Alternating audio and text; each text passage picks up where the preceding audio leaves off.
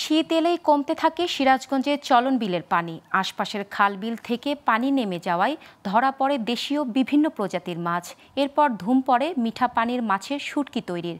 ব্যবসায়ীরা বলছেন, এবছর পর্যাপ্ত মাছ না পাওয়ায় শুটকি উৎপাদন খানিকটা কমেছে। এতে ক্ষতিগ্রস্ত হচ্ছে তারা।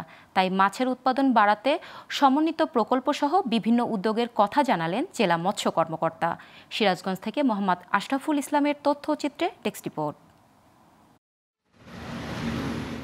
প্রতিবছর শীত এলে পানি কমতে থাকে উত্তরাঞ্চলের মাছের ভান্ডার খ্যাত সিরাজগঞ্জের চলনবিল এলাকায়। আর বিভিন্ন স্থান থেকে মহিষলুটি এলাকায় দেশীয় বিভিন্ন প্রজাতির মাছ নিয়ে আসেন ব্যবসায়ীরা।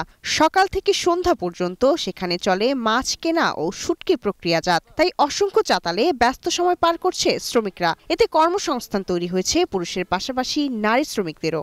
সব ধরনের মাছই, পুঁটি, খলসা, টাকি, ও ট্যাংরা, শোল, বল, এগুলো সব শুকায় বিক্রি করে। পানিই নাই, মাছ হয় নাই তো। এখন হলো 20 মন, 10 মন, 5 মন, সময় আবার 1 মন, আর সময় পাইও না। দেশজুড়ে চলনবিলে শুটকির চাহিদা থাকলেও এবার মাছ কম থাকায় ও সঠিক বাজার ব্যবস্থা না থাকায় পুষিয়ে উঠতে পারছে না ব্যবসায়ীরা। তাদের দাবি, এই ব্যবসা টিকিয়ে রাখতে শুটকির বাজার সৃষ্টির পাশাপাশি সংরক্ষণের ব্যবস্থা করার।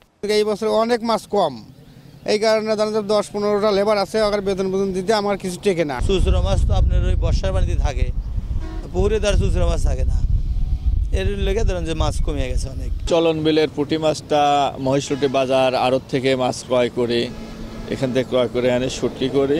আমরা শুটকি মাছটা সৈয়দপুর শুটকি আড়তে বিক্রি করি। এদিকে মৎস্য বিভাগের পক্ষ থেকে শুটকি ব্যবসায়ীদের বিভিন্ন সহায়তা দেওয়ার পাশাপাশি কিছু উদ্যোগের কথাও জানালেন এই মৎস্য কর্মকর্তা।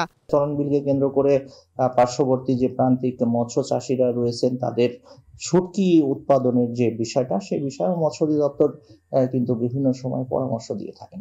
Global television news desk.